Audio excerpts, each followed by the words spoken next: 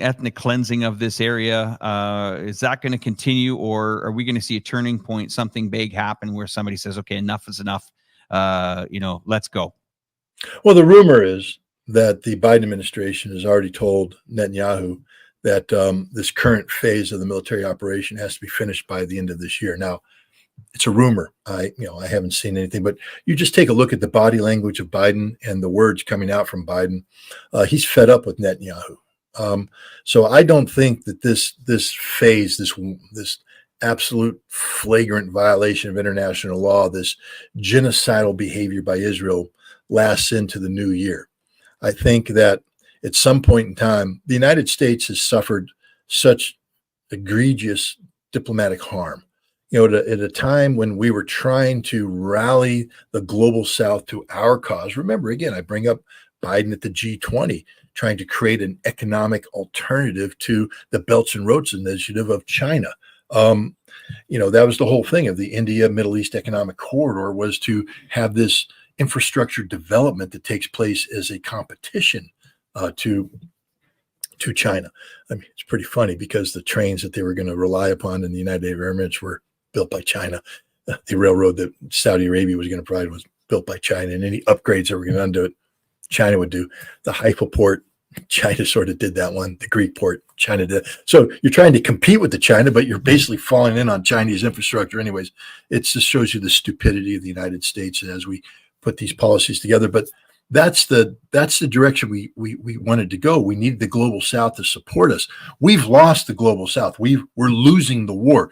Australia even voted in favor of the United Nations 377 resolution. We're starting to see Europe strip away one by one until we are alone.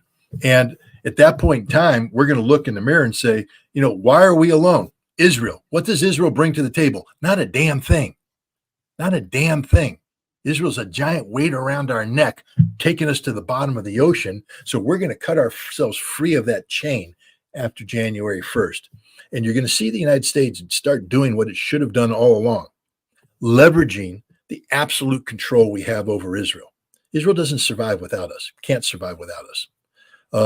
We provide all of their military capabilities. We sustain their economy in a number of ways, including direct infusion of money.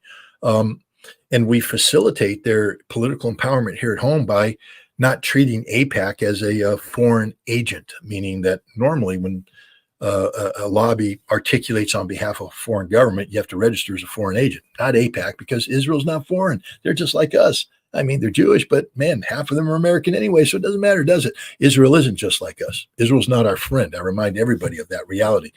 Just remember, 1967, Israel attacked the USS Liberty, slaughtering American sailors. In 1982, Israeli tanks threatened U.S. Marines. And as a U.S. Marine, I take umbrage at that.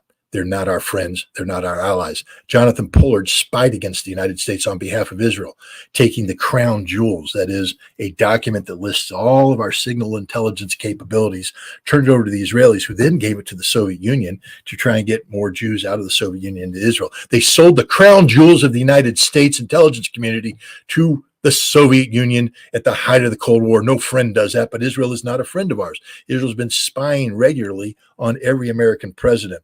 They've detected the devices that Israel's installed around the White House to spy on the cell phone communications of the United States. We know this is happening.